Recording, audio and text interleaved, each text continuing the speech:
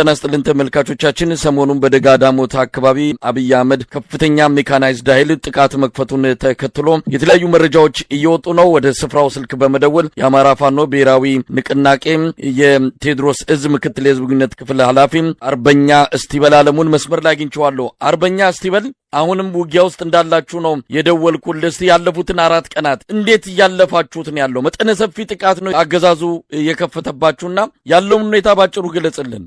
አመሰግናለሁ መሳይ።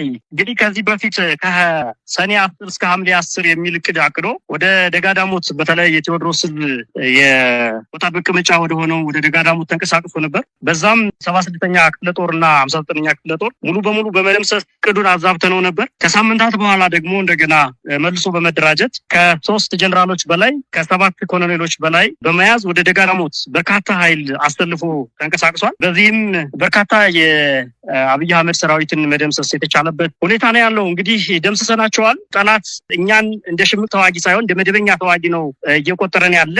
ሜካናይዝድ ጦሩን ሙሉ በሙሉ 6ኛ እዝን፣ ምስራቅ እዝን እና ሌሎችን ተጎራባች ቀጠና ያሉ እዞችን በመያዝ ኮሎኔሎችን በመሰብሰብ ወደ ጎጃም ምድር እየተንቀሳቀሰ ነው ያለው ጠላት። በተለይ ከቋሪት ደጋዳሞት አካባቢ ከአዴት፣ ከደንበጫ፣ ከፍኖተ ሰላም ኃይሉን በመሰባሰብ ወደ ደጋዳሞት እየዘመተ ያለበት ሁኔታ ነው ያለው። ይሄንን ኃይል ግን በዚህ ልክ እየመከትነው ነው ያለነው። እንግዲህ በዚህ የገጠመው ምንድነው? እኛ እንደምታውቀው መሳይ የሽምቅ ተዋጊዎች ነን፣ ጉሬላ ፋይተሮች ነን። ቦታዎችን አስፈላጊ ሲሆን እንይዛቸዋለን፣ አስፈላጊ ሲሆን ደግሞ ልንለቃቸው እንችላለን። ምክንያቱም እኛ የመንግስትን አከርካሪ ኃይል መስበር ማዛባት ነው አላማችን። መደበኛ ውጊያ ገና አልጀመርንም። እስከዚያ ድረስ ደግሞ ጠላትን ስቦ ማስገባት ወደ ምንፈልገው ቦታ ስበን አስገብተን ምንፈልገውን ሎጂስቲክ ምንፈልገውን መሳሪያ መያዝ ነው ታርጌታችን። በዚህ መሰረት እንግዲህ ሻለቃ ዝናቡ ጭምር የመራው ደጋዳሞት ላይ በነጋቴው ደጋዳሞትን እንደያዘ በማግስቱ ታላቅ የሆነ ውጊያ አድርገን ብሬንና ስናይፐሮችን የቡድን መሳሪያዎችን መደምሰስ የተቻለበት ሁኔታ አለ።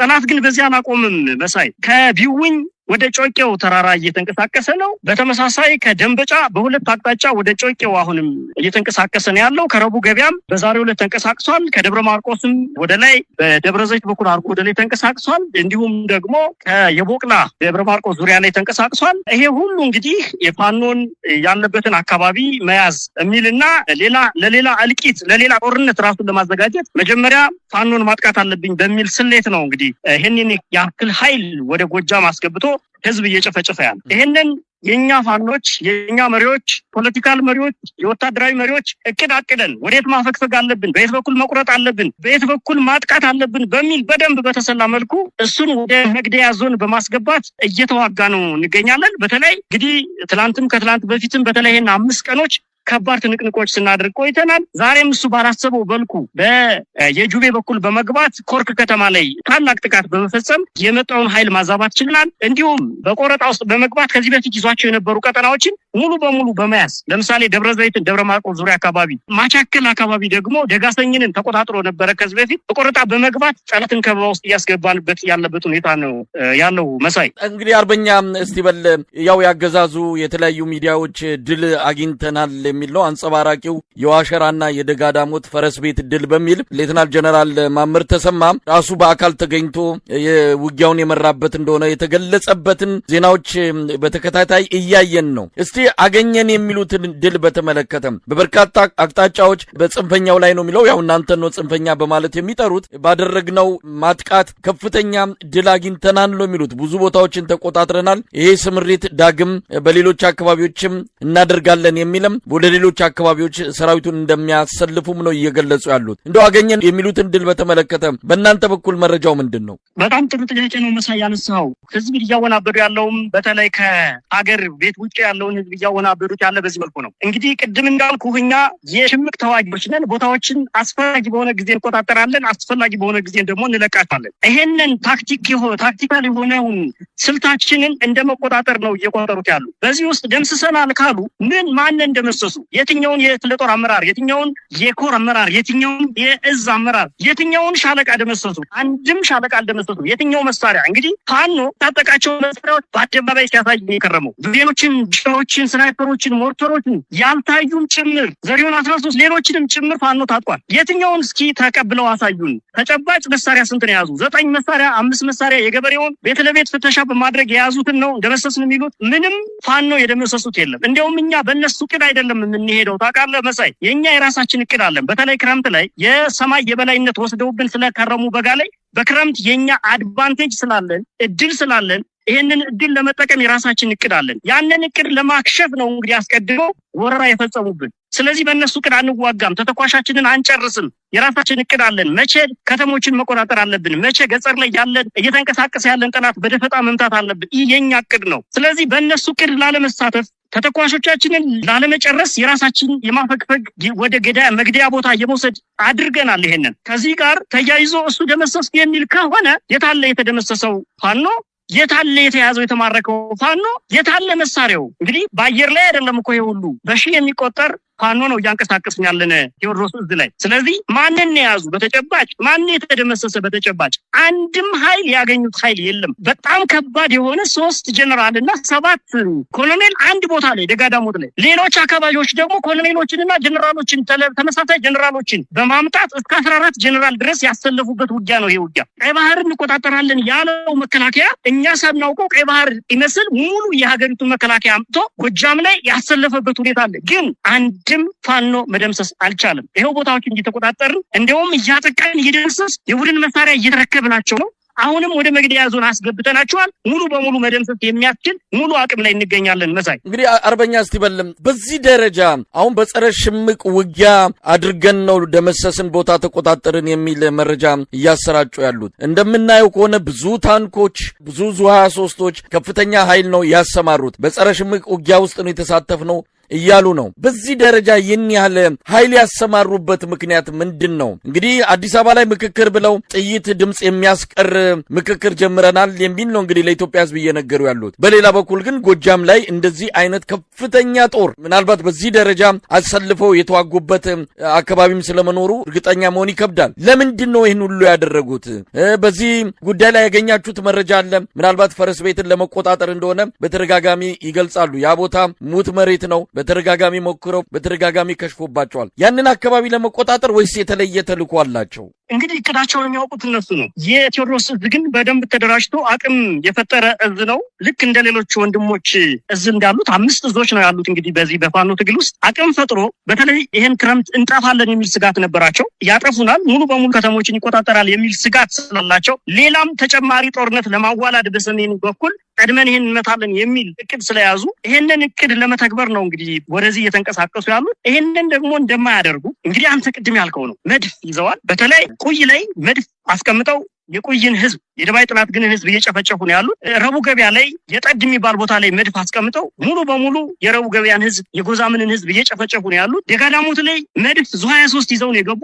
እዛ ተቀምጠው ሙሉ ዙሪያውን ያለውን ቋሪት ደጋዳሞትን እየጨፈጨፉ ነው ያሉት። እንዘግድምን እየጨፈጨፉ ነው ያሉት። በተመሳሳይ ሞጣ ላይ መድፍ አስቀምጠው እየጨፈጨፉ ዙ 23 ይዘው ህዝባችንን በሙሉ የሰዴን ህዝብ የሞጣን ህዝብ የአዴትን ህዝብ እየጨፈጨፉ ነው ያሉት። ይሄን ያክል ጦር ነው ያሰማሩብን። ደብረ ማርቆስ ላይ መድፍ አስቀምጠው በየቀኑ የጎዛምንን ህዝብ የደብረ ማርቆስን ህዝብ እየጨፈጨፉ ነው ያሉት። እንግዲህ በዚህ ውስጥ ነው የሰላም ምንድነው የሚሉት የሰላም ምክክር የሚሉት። ይሄንን በማድረጋቸው እንግዲህ በቅድም በፎቶም እንደላኩልህ መሳይ ህፃናትን እየገደሉ ነው። በዙ 23 የ3 ዓመት ህፃን መነኩሲት ደባይ ጥላት ግን ወረዳ ላይ መነኩሲት እየገደሉ ነው። የ5 ዓመት ህፃን ልጅ አጥለዋል። የ19 ዓመት የሃይ ስኩል ተማሪ ገለዋል። ከቤት ላይ በመጣል ሙሉ በሙሉ ቤቱን በማውደም በመድፍ አሁንም አንተ እየደወልክ ባለበት ሰዓት ላይ መድፍ እየተኮሱ ነው ወደ ሁሉም አቅጣጫ። ይሄ በሆነበት ሰዓት ላይ ነው እንግዲህ የአብይ አህመድ አስቂኝ ቀልድ የሚመጣው። አምባገነን መንግስት እንደምታውቀው በአንድ እጁ ሰላም ለመምሰል ሌሎች ሀገሮችን ለማሳመን ደህና ነኝ፣ ሰላም ነኝ፣ ሰላም እየሰበኩ ነው፣ ለሰላም እየሰራው ነው ለማለት፣ በሌላ በኩል ደግሞ በህዝቦቹ ላይ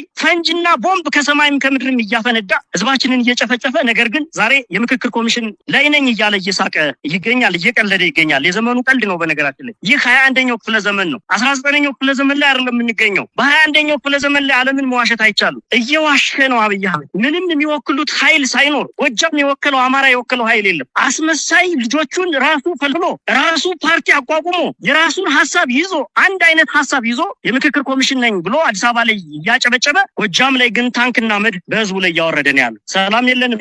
እኛ እየሞትን ነው። አማራ እየሞተ ነው። አማራ እያለቀሰ ነው። አማራ ጥቁር ለብሷል። ዓለም ይሄን ሊያውቅ ይገባዋል። እናት ደረቷን እየደቃች እያለቀሰች ነው ያለው በዚህ ሰዓት ላይ አብይ ድራማ በሚሰራበት ሰዓት ላይ አብይ ይሄንን ጄኖሳይድ ለመሸፈን የሰላም ምክክር ነው ማድረግ እያለ ባለበት ሰዓት ላይ እናቶችም ባውጥተው እያለቀሱ ነው። ህፃናት እየሞቱ ነው። ቤተክርስቲያን እየተጨፈጨፈ እየወደመ ነው። መስጊዶች እያለቁ ነው። ህዝብ የለም አማራ ውስጥ። አማራ ጥቁር ለብሷል። ይሄንን ለመከላከል ነው እየደፋን ያለ ነው፣ እየተከላከልን ያለ ነው፣ እየገደልን ያለ ነው፣ እየሞትን ያለ ነው። በዚህ ልክ ነው ያለ ነው። ስለዚህ አብይ አህመድ ጀነራሎችን አሰልፎ ቀይ ባህርን አሰብን አስመልሳለሁ ሲል የነበረውን ጦር ሲያሰለጥነው በግዳጅም ጭምር ሲያሰለጥነው የነበረውን ጦር ጎጃም ላይ አዝምቶ ጀግኖች ግን እየተዋደቁ ቀጠናን ነጻ እያደረጉ ይገኛሉ። መሳይ እንግዲህ አሁን ያለው ሁኔታ ምን ይመስላል? 5ኛ ቀን ምናልባት ይሄ በደጋ ዳሞት ላይ ልዩ ኦፕሬሽን በጀነራል ማመር ተሰማ በሌሎች 3 ጀነራሎች እንዲሁ የታገዘ በርካታ መስመራዊ መኮንኖች የሚመሩት ውጊያ ነው እየተካሄደ ያለው። ምናልባት ጀነራል ማመር ተሰማ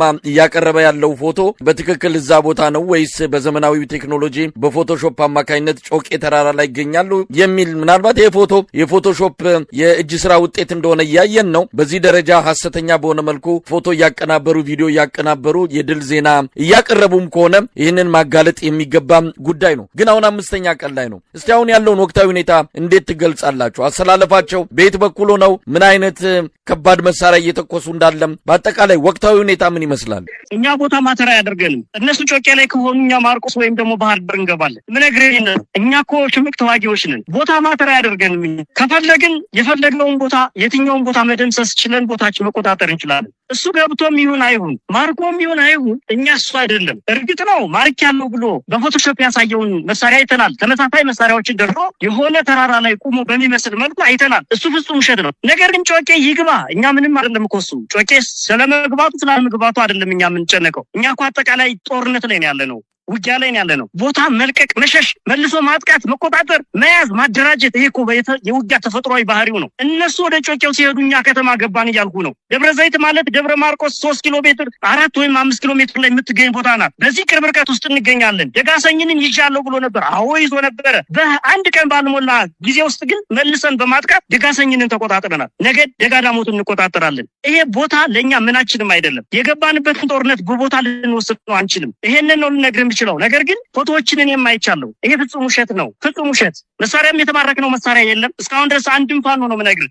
ይሄንን ውሸት አይደለም ማወራት። አንድም ፋኖ የያዘው የማረከው የለም። አይደለም ብሬን ክላሽ አልማረከም። አይደለም ብሬን አንድ ልብስ የማረከው ሎጂስቲክ የማረከው ነገር የለም። በሙሉ አቅማችን ላይ እንገኛለን ነው የምልህ።